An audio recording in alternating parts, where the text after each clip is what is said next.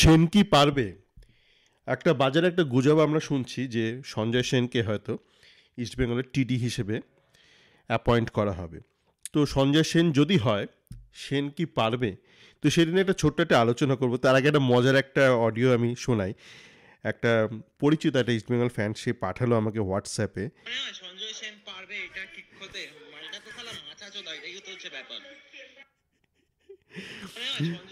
তো একটু একটু গালমন্দ আছে, কিন্তু ব্যাপার হচ্ছে যে কেউ মানে আমরা একটু আলোচনা করব ছোট্ট করে যে সঞ্জয় সেন যদি হয় বা না হয় তাহলে তাহলে কী উপায় রয়েছে।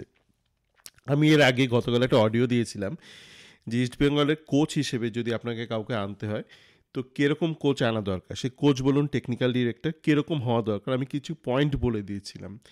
তো সেইগুলো আমি একটু বলবো, আর সঞ্জয় সেন যদি হয় তো কী হয় সেক্ষেত্রে বলবো। দেখুন,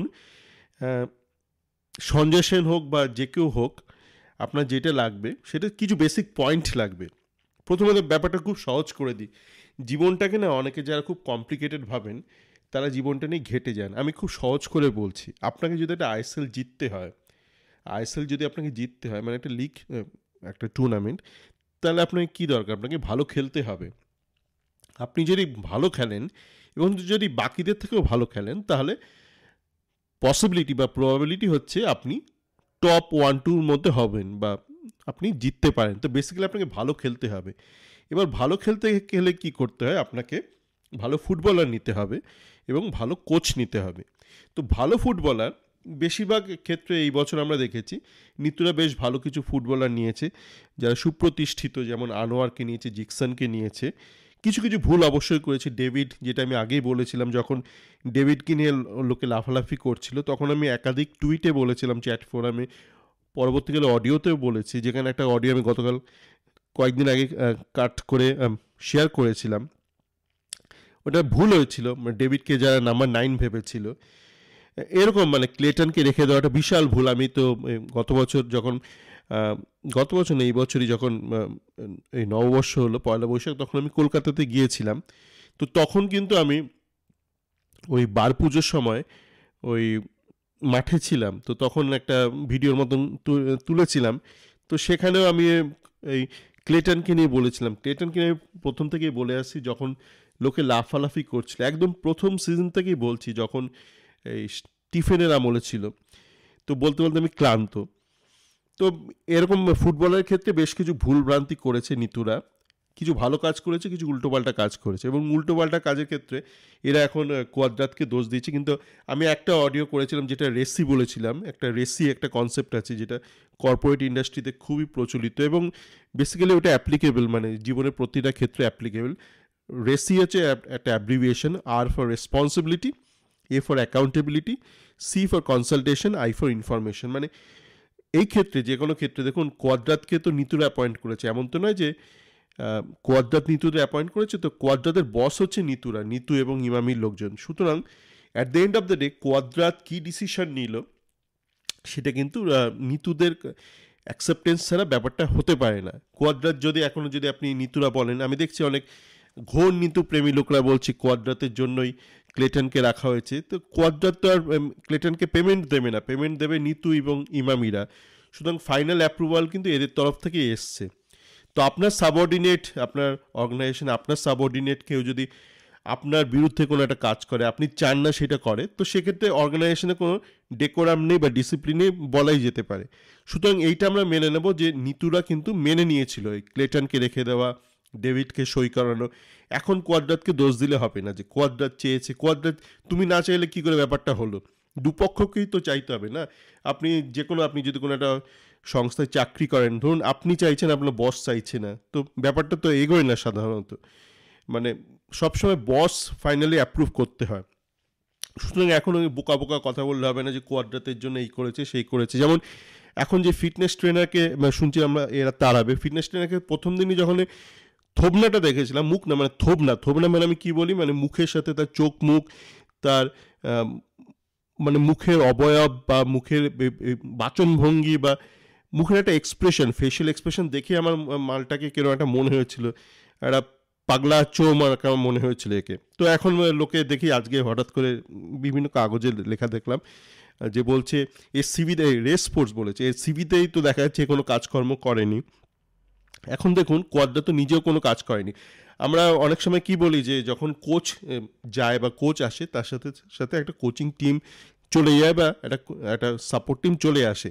তো কোয়াদ্রাতে সাপোর্ট টিম কোত্থেকে আসবে? কোয়াদ্রা তো কখনো লিড করছিলই না, ওই শুধু ব্যাঙ্গালোরে থাকার সময় লিড করছিল 2.5 বছর, তার আগে পরে তো কোনো দিন ছিলই না। তোর তো কোনো সাপোর্ট টিমই নেই। মানে ধরুন আপনি বলেন না ব্যান্ডের সঙ্গীত, মানে যে লিড ভোকালিস্টের সাথে সাথে এইসব থাকবে, কোয়াদ্রাতে তো কোনোদিন ব্যান্ড ছিলই না। তো সুতরাং ও যখন ইস্টবেঙ্গলে এসছে, ও এখান থেকে ঝরতি পড়তি একে ওকে ধরে নিয়ে চলে এসছে নিজের মতো নিয়ে, নিজে যতটা কাজ যেমন কাজ জানে না। ওর ট্রেনার আমি তার সিভিটা দেখিনি, কিন্তু দেখলাম রেস স্পোর্টস বলেছে, সে তো কোনোদিন কাজই করেনি সেই অর্থে। এবার আমি যেটা গতকালই বলেছি যে আইডিয়ালি আপনার যদি কোচ লাগে বা টেকনিক্যাল ডিরেক্টর যাই বলুন, আমি ব্যাপারটা আর ঘেটে দিচ্ছি না আপনাদের। এমনিতে টেকনিক্যাল ডিরেক্টর কোচের আলাদা আলাদা কাজ হয়। আমি ব্যাপারটা এই নিয়ে ওই দিকে যাচ্ছি না আলোচনাটা, তাহলে অন্যরকম চলে যাবে আলোচনাটা। যেটা দরকার হচ্ছে আপনার কোচের আইডিয়ালি একটা সিনিয়র ক্লাব লেভেলে কোচিংয়ের প্রচুর অভিজ্ঞতা থাকা দরকার। নয়তো কি হয়, আপনি যদি থিওরিটিক্যাল অভিজ্ঞতা থাকে, মানে থিওরিটিক্যাল অভিজ্ঞতা তো বলাই না, থিওরিটিক্যাল নলেজ বলে, experience nothing is less than practical experience is considered as experience. মানে থিওরিটিক্যালি আপনি কখনো বলতে পারেন আমার থিওরিটিক্যাল এক্সপিরিয়েন্স আছে, থিওরিটিক্যাল নলেজ থাকতে পারে, কিন্তু এক্সপিরিয়েন্স ইজ অলওয়েজ প্র্যাকটিক্যাল। তো আপনার এই যে বিভিন্ন ক্ষেত্রে আপনার দেখছেন কোচ সিদ্ধান্ত নিতে পারছে না, সিদ্ধান্তহীনতায় ভুগছে, সে সাহস দেখাতে পারছে না, এগুলো এই জন্যই যে তার কাছে যথাযথ অভিজ্ঞতা নেই, রেলিভেন্ট ওয়ার্ক এক্সপিরিয়েন্স নেই। সুতরাং আপনার এমন একজন লাগবে যে ক্লাব কোচিংয়ে প্রচুর অভিজ্ঞতা আছে। সঞ্জয় সেনের কি আছে ভারতীয় পর্যায়ে আছে। এবং আবারও বলছি, এটা যে কোনো ব্যক্তিরই থাকতে পারে, ভারতীয় হোক বিদেশি হোক, যে কেউ থাকতে পারে। এবং দ্বিতীয় হচ্ছে যে তার ডেভেলপমেন্টে এক্সপিরিয়েন্স থাকা খুবই দরকার, মানে থাকলে খুবই ভীষণ ভালো হয়। কেননা টিমে বেশ কিছু অল্প বয়সী ছেলে থাকে, যেমন নুঙ্গাকে তৈরি করছিল, নুঙ্গা মহেশকে, স্টিফেন কনস্ট্যান্টাইন। উনি চলে যাওয়ার পর আমরা দেখছি কোয়াদ্রাতে আসার পর থেকেই এদের খেলা একটা পড়তির দিকে, মানে নিচের দিকে যাচ্ছে এদের খেলাধুলো। তারপর এই গোলকিপার গিলেরও একই অবস্থা অনেকটা। তো সেক্ষেত্রে ডেভেলপমেন্টে এক্সপিরিয়েন্স থাকা খুব দরকার। সঞ্জয় সেনের আছে কিনা আমার ঠিক মনে পড়ছে না, তবে সঞ্জয় সেনের আমলে মোহনবাগানে বোধহয় বেশ কিছু জুনিয়র প্লেয়ার উঠছিল, মানে আমি ঠিক এই মুহূর্তে মনে করতে পারছি না। কিন্তু সঞ্জয় সেন এমনি অনেক ছোটোখাটো ক্লাবে কোচিং করিয়েছে, কিন্তু মানে এমন নয় যে জীবনের শুরু থেকে মোহনবাগানে কোচ ছিল। সঞ্জয় সেন কিন্তু মোহনবাগানে কোচিংয়ের আগে অনেক কলকাতার নিচের দিকে টিমের কোচিং করিয়েছে। সুতরাং ওনার কিন্তু আছে মানে অপরিণত প্লেয়ারদের নিয়ে কোচিংয়ের অভিজ্ঞতা। এবার এটা কি শুধু সঞ্জয় সেন আছে? না, এরকম আরও অনেক কোচ আছে, বিদেশি অনেক কোচের তো আছেই। থার্ড হচ্ছে ইন্টারপার্সোনাল স্কিল। আমি বলেছিলাম আমার গতকালের অডিওতে, এটা কিন্তু সঞ্জয় সেনের ভালো আছে, মানে সুবক্তা সঞ্জয় সেন, মানে মিডিয়াকে হ্যান্ডেল করতে পারে, প্রেসকে হ্যান্ডেল করতে পারে, এই ব্যাপারগুলো কিন্তু আছে। এটা কি শুধু সঞ্জয় সেনের মধ্যে আছে? না, এটা অনেক ব্যক্তির মধ্যেই আছে।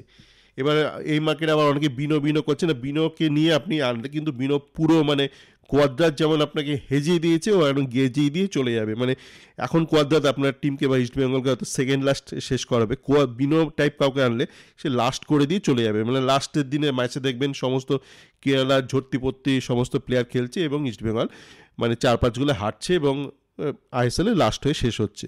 তো এটাই বলার ছিল, দেখা যাক কে হয় আলটিমেটলি, কি হয়, টেকনিক্যাল ডিরেক্টর হয় না কোচ হয়। মানে মূলত এই মুহূর্তে আমরা ধরে নিচ্ছি এমন একজন কেউ হবে যে দায়িত্ব নেবে। সিনিয়র প্লেয়ারদের নিয়ে ভাবলে চলবে না। মানে ওইসব টবি এরা দেখবেন দুদিন আগে টুর্নামেন্ট শুরুর আগে এরা কিন্তু কোয়াদ্রাতে দারুণ প্রশংসা করছিল, সুপার কাপের সময় দারুণ বিকাশ পাজি এরা প্রশংসা করছিল। এখন এরা আবার পাল্টি মেরেছে। বেসিক্যালি এরা ক্লাবে যায়, সিঙ্গারা খায়, চপ খায়, ব্যায়াম করে, ফ্রিতে ব্যায়াম করে, ক্লাবে এটা ওটা অনুষ্ঠানে যায়, খুবই ভালো ব্যাপার। এই ব্যাপারে ভালো কাজ করছে নিতুরা, কিন্তু এদের কোনো কন্ট্রিবিউশন নেই। মানে নিতু যদি ধরুন বললো যে আজকে সকালে চাঁদ উঠবে, রাত্রে সূর্য উঠবে, এরা কিন্তু সেই কথাই বলবে। সুতরাং এদেরকে রাখা না রাখা সমান। একটা টুইট পোস্ট করেছে দেখলাম যে একটা টেকনিক্যাল কমিটি হতে পারে, এই কমিটি হওয়ার থেকে না হওয়াই ভালো। মানে ওই যে জিমেনেস বলে যে আছে না টেকনিক্যাল ট্রেনার, মানে ফিটনেস ট্রেনার, তাকে টেকনিক্যাল কমিটিতে বসিয়ে দেওয়া, আর এই বাঙালি এসব প্রাক্তন খেলাদের টেকনিক্যাল কমিটি করে তো একই ব্যাপার। যদি করতে হয় ভালো কিছু করতে হবে, ধরুন সঞ্জয় সেনকে নিলেন বা অন্য কাউকে নিলেন, যথার্থ ব্যক্তিকে নিলেন, দেশি নিলেন বিদেশি নিলেন, আমি আবারও বলছি শুধু সঞ্জয় সেনই যোগ্য ব্যক্তি হতে পারে না কিছুতেই, এরকম আরও ব্যক্তি থাকতে পারে, কিন্তু সঞ্জয় সেন হলেও খারাপ কিছু হবে না। তো এটাই বলার ছিল, সকলে ভালো থাকবেন।